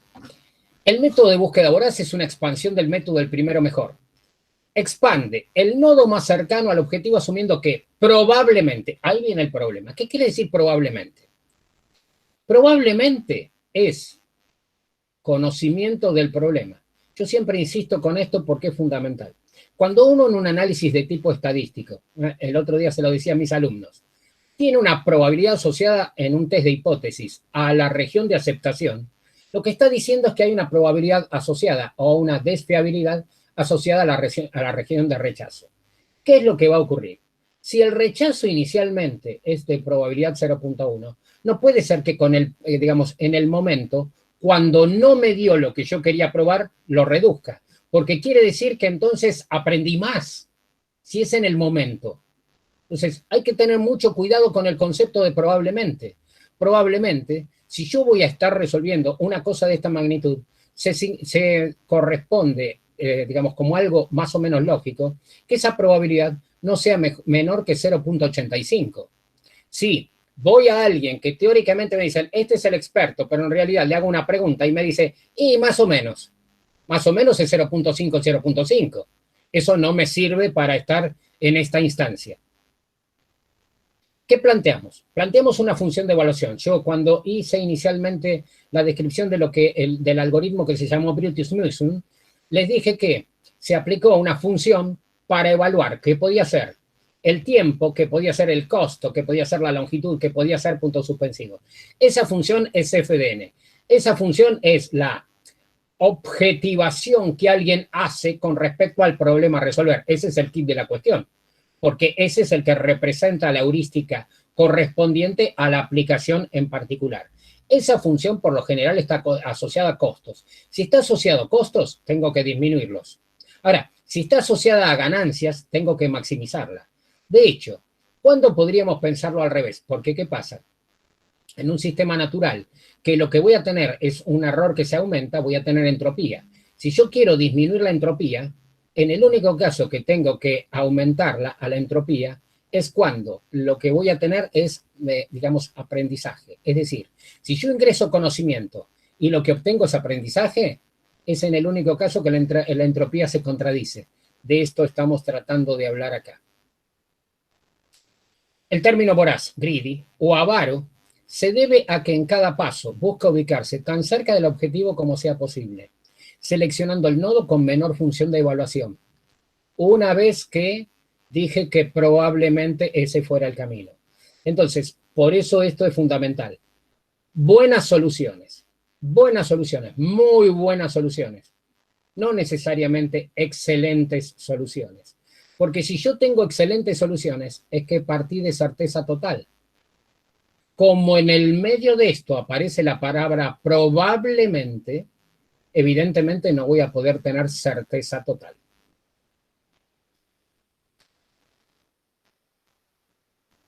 Bueno, gracias. Tengo que saltear para poder llegar acá, porque tengo 5 minutos más o menos, Juan, ¿no? 5 minutos, Jorge, no lo anuncié porque sé que usted lo va controlando. Correcto. Sí. Entonces, veamos. La etología es una ciencia muy importante que estudia el comportamiento o conducta de las personas, es decir, sería el equivalente a la psicología humana. ¿Qué pasa? Si yo tengo que tratar de capturar cuál es la idea de cómo trabaja una determinada colonia, tengo que observarla, no tengo la menor duda, porque lamentablemente no le puedo preguntar. Entonces, hay un ejemplo bien claro para entender esto que, por ejemplo, uno tiene, siempre llego a este tipo de situaciones, uno tiene un hermoso rosal en la casa y lo mira y dice, qué hermoso rosal. Al día siguiente ve que el rosal no estaba más. Resulta ser que las hormigas traviesas mandaron a la hormiga exploradora a verificar el terreno. Entonces, ¿qué hicieron? Marcaron un camino y resulta ser que las otras aparecieron. Ahora viene la pregunta, ¿cómo marcaron el camino? Marcaron el camino dejando algo imperceptible para nosotros, excepto al día siguiente cuando vemos una marquita, pero perceptible para ellas, porque para sus compañeras, ¿por qué? Porque lo que hace es trazar el camino con una feromona. Entonces, cuando traza el camino con la feromona, el resto de las hormigas vienen guiadas por, digamos, algo así como que la hormiga exploradora es una Dalid y lleva a todos al campo de batalla, que en este caso es el rosal hermoso que vio a alguien que al día siguiente ya no está. Entonces, van a obtener su alimento, por un lado, y por el otro lado, las componentes para armar su casa. ¿Qué pasa? ¿Qué es lo que hace la inteligencia artificial en ese momento? Empieza a aplicar la etología para tratar de investigar cómo hacen las hormigas, en el caso particular, y por lo tanto encontrar un algoritmo parecido a. Esto ya lo habían hecho las redes neurales de Rumelhart en el año 1986 en lo que se llaman procesos masivamente paralelos, modelos PDP, que lo que hacía de alguna manera es, por eso insistió en el concepto del paralelismo, es este tipo de cosas así. Se sobreentiende que yo no voy a aplicar un algoritmo de este tipo para un problema simple, porque no tiene sentido. ¿Cuándo aplico modelos de este tipo? Para problemas complejos. Por ejemplo, un problema de transporte. En un problema de transporte, donde lo que tengo que analizar son distintas rutas, distintos caminos, distintos tipos de vehículos, distintos horarios. Todo esto sumado a que cuando comience, por ejemplo, en el caso particular, la escolaridad, en el concepto de agosto o septiembre, la escolaridad primaria y o secundaria, el problema central es que hoy el ministro de Educación dijo, no, se va a tratar de que los alumnos ingresen en un horario que no se superponga con el horario de oficina. Resulta ser que se olvidaron de una variable. Los padres dejan en general a los alumnos, a sus hijos, como alumnos en la escuela, en el momento previo que van a trabajar. Esos dos conceptos, obviamente, no tienen que ver porque no son sucedáneos, tal como se quiere plantear. Entonces, ¿qué pasa? Un modelo, digamos, masivamente paralelo tiende a eso. Por lo tanto, ¿qué pasa? La inteligencia artificial construyó una teoría que es ACO, básicamente, es decir, en realidad, por un lado, la optimización de, digamos, por colonias, que pueden ser tanto hormigas como, digamos, como conceptos vinculados con las abejas, para tratar de representar adecuadamente el problema. Entonces, ¿qué pasa? En realidad, ¿por qué es artificial? Porque lo que está haciendo es la decodificación del efecto de la feromona que me permite construir los caminos de los árboles, no los árboles que demolieron las hormigas, que quedan en el recorrido de estas hermosas criaturas. Entonces, ¿qué pasa? El origen es la etología, estudio del comportamiento de procesos naturales para luego imitarlos y mimetizarlos. La optimización por enjambre de partículas, PSO, por colonia de hormigas, ACO, son dos métodos que provienen de una teoría mayor que se llama Artificial Life, desarrollada por Christopher Langton a fines de la década del 80, que da lugar digamos, muchísimos trabajos en la idea de precisamente colonias, que por cierto son más educadas que las colonias humanas. No solamente son educadas, sino que son solidarias, cooperativas, previamente colaborativas y consiguen su objetivo. Tengo más, pero no quiero pasarme. Muchas gracias, Jorge. Muy, muy clara la exposición. Muy interesante todos los temas que fuimos abordando. Particularmente admiro la capacidad de sistematizar el conocimiento. Hemos pasado en 1 hora y media por la mayor parte de las familias de metaheurísticas que se conocen y no es poco. Muchísimas gracias, Jorge, muy, muy claro realmente. Ahora, a continuación, vamos a aprovechar estos 20 minutos que nos quedan para que Jorge responda algunas preguntas que tengamos para hacerle. La idea es que usemos el chat para hacer las preguntas, pero antes de pasar a las preguntas, mientras se van preparando, les hago 3 pequeños anuncios. El primero tiene que ver con que este ciclo de webinar del Departamento de Ciencias Básicas cuenta con una oferta de webinar de más de 40 y estamos muy contentos que nos estén acompañando y queremos que sigan también acompañándonos, por eso les compartimos en el chat un enlace a la página web donde van a poder ver toda la oferta de webinar que disponemos.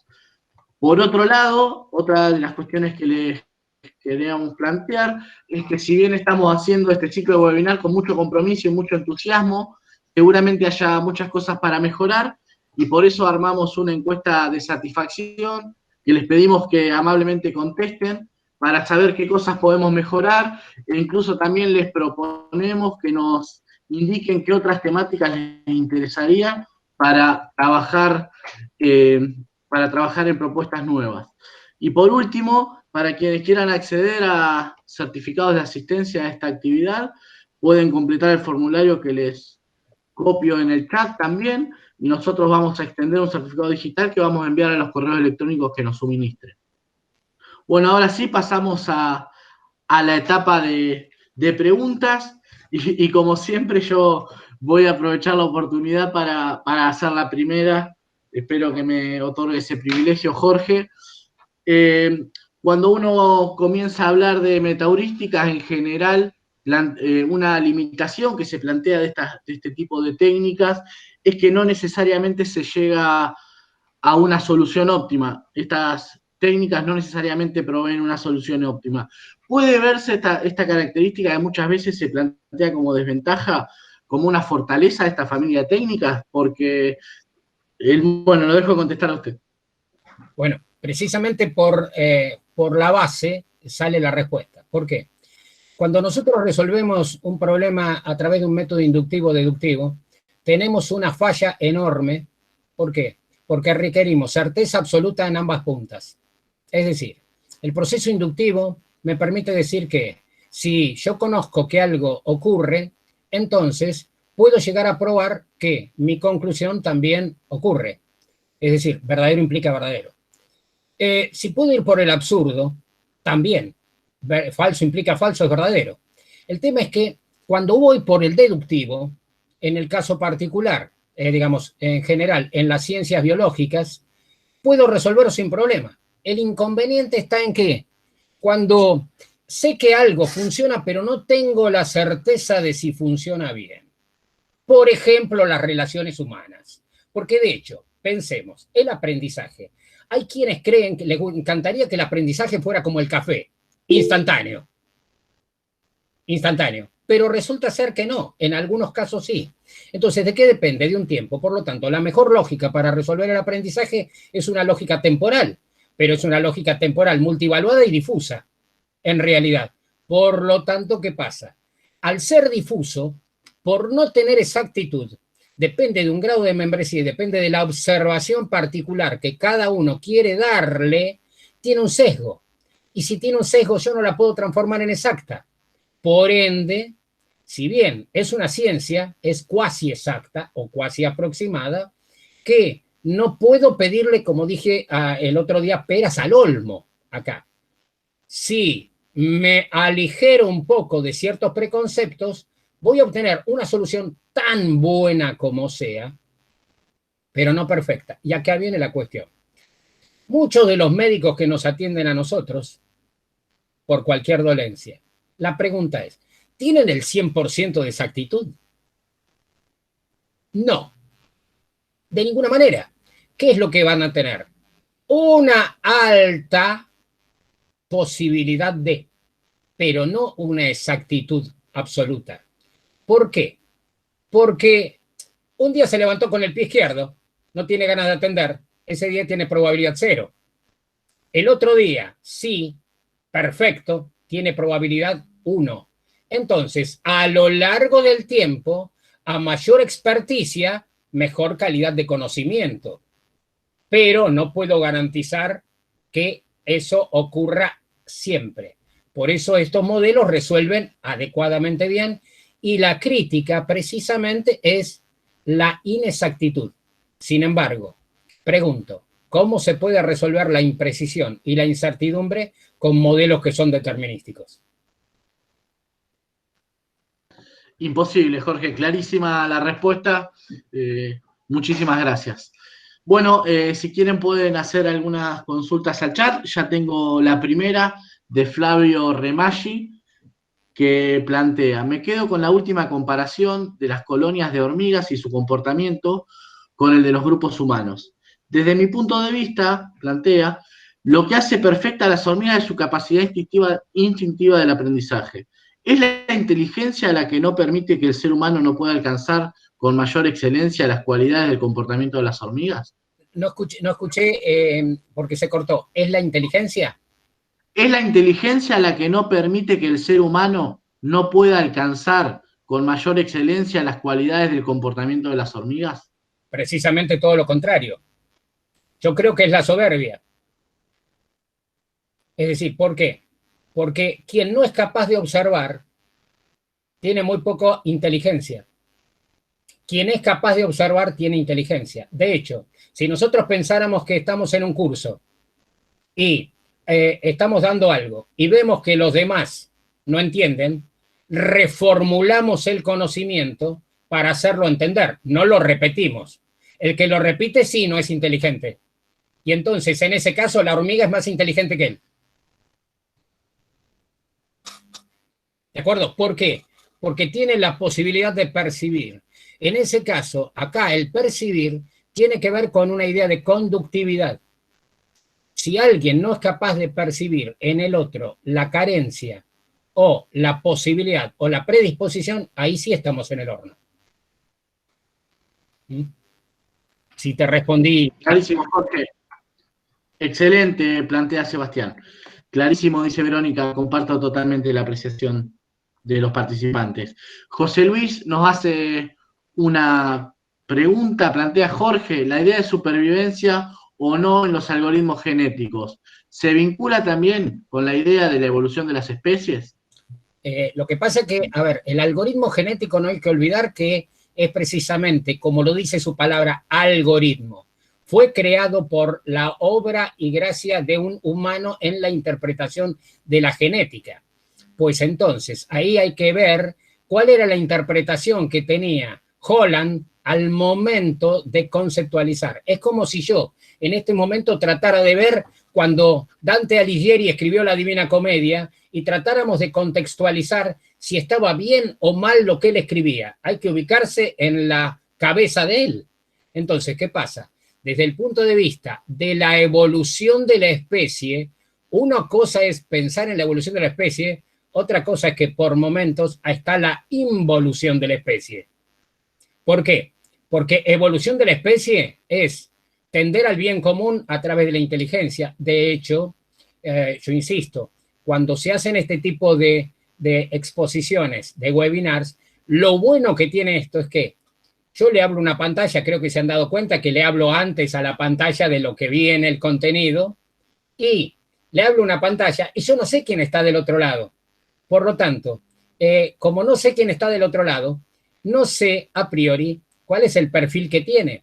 Yo tengo que estar a la altura de las circunstancias. Si yo estuviera leyendo de este lado y estuviera transcribiendo lo que dice un escrito de, evidentemente estaría en problemas.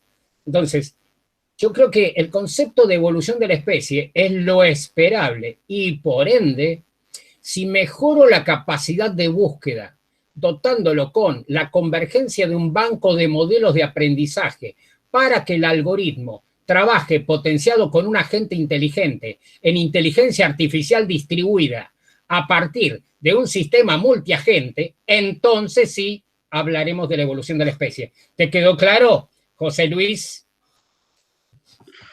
Es discípulo mío, por eso. Es discípulo no sé a José Luis, pero a mí me quedó clarísimo. Hay una pregunta más que me parece muy interesante. A priori plantea Nancy, y a mí también me genera curiosidad, dice, ¿qué determina cuál es el algoritmo más conveniente a utilizar frente a un determinado problema? Bien, yo esto lo puedo responder fácilmente de lo siguiente. Imaginemos que no estamos dentro de la inteligencia artificial, imaginemos que estamos en un contexto netamente matemático. Por ejemplo, calcular una raíz. ¿Cuál es el mejor algoritmo? Depende. ¿Depende de qué? Y depende de la respuesta que uno quiera. Si yo aplico simplemente un algoritmo de partición o bipartición, simplemente un dicotómico, es una cosa. Ahora, si yo quiero maximizar eso, aplico un método de iteración simple, el método de Newton. Ahora, si yo quiero mejorar a su vez eso, aplico un algoritmo de relajación. Si yo quiero mejorar a su vez, digamos, el algoritmo de relajación, aplico, por ejemplo, un método de la secante. Es decir, ¿de qué depende? Del conocimiento que tenga cada uno. Por ende, cuando yo ya expliqué que generalmente cuando se enseña, por ejemplo, una operación como el producto, se enseña como la suma aditiva de Fibonacci, es difícil. ¿Por qué? Porque dudo que una maestra, en general, le pueda explicar al chico la suma o el producto a partir del logaritmo. Pero sería posible, es otra estrategia.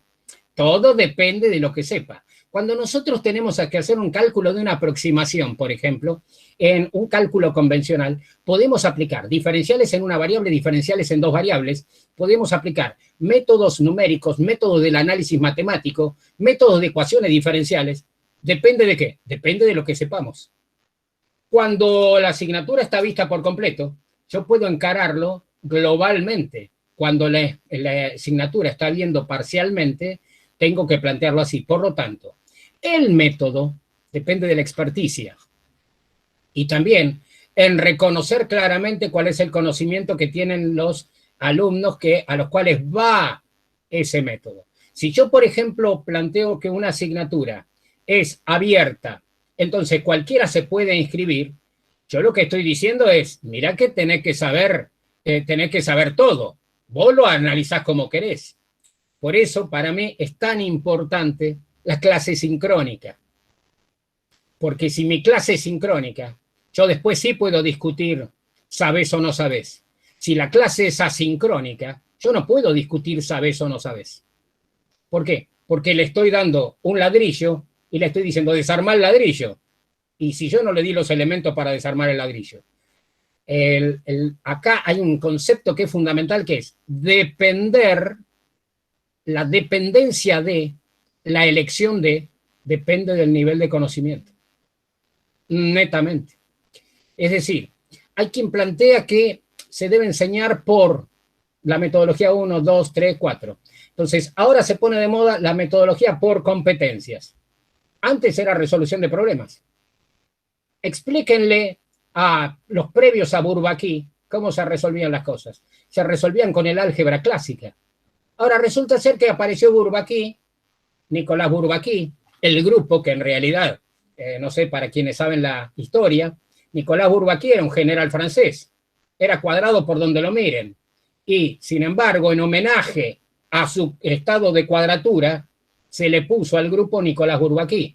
Entonces se plantea el concepto de la teoría de conjuntos y las estructuras algebraicas. Sin embargo, yo he visto explicar espacios vectoriales sin saber estructuras algebraicas. Imposible. Si alguien no sabe lo que es un cuerpo, ¿cómo va a entender lo que es un espacio vectorial? Pero la realidad supera la ficción. Ahí no es la percepción de la realidad a través de la matemática. Ahí es, la realidad fue así, sin matemática de por medio. Espero haber respondido.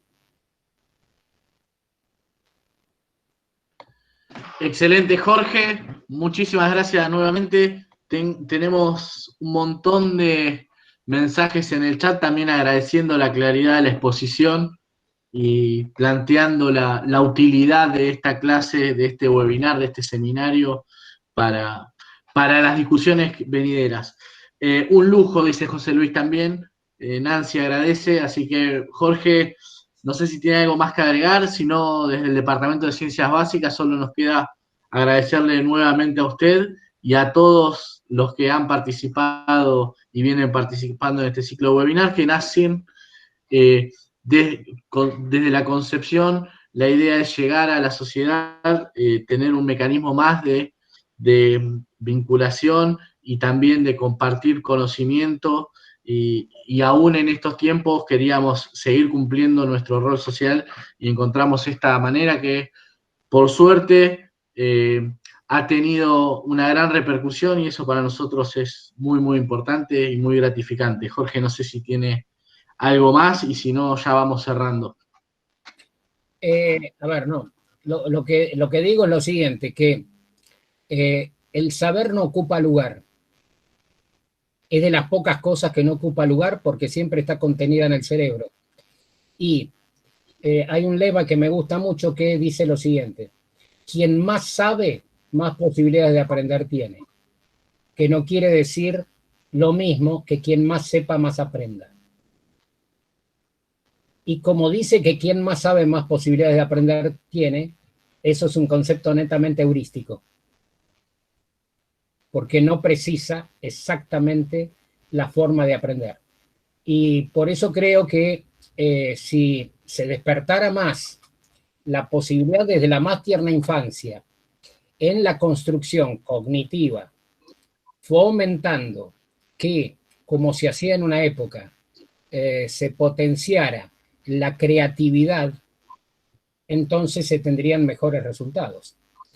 Porque, miren, les cuento una cosa simple. Una vez me llega, hace muchos años, me llega una pregunta de un estudiante de posgrado, de doctorado de Venezuela.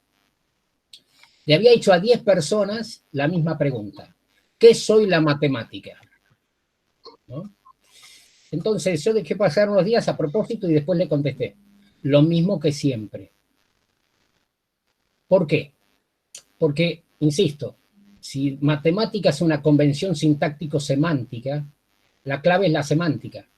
Entonces, dentro de la sintaxis hay que especificar claramente bien cuáles son los elementos. Entonces, no hay una única matemática. Lo que pasa es que se enseña una única matemática y se enseña el razonamiento desde la inducción y la deducción, y después el golpe se produce en la salida.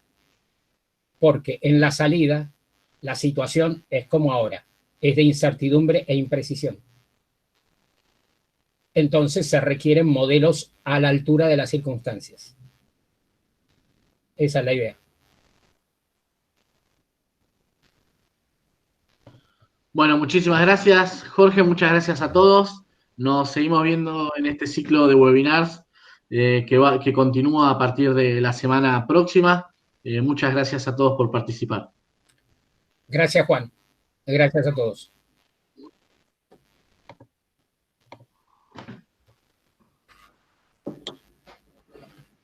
Chao, muchas gracias. Chau, chau.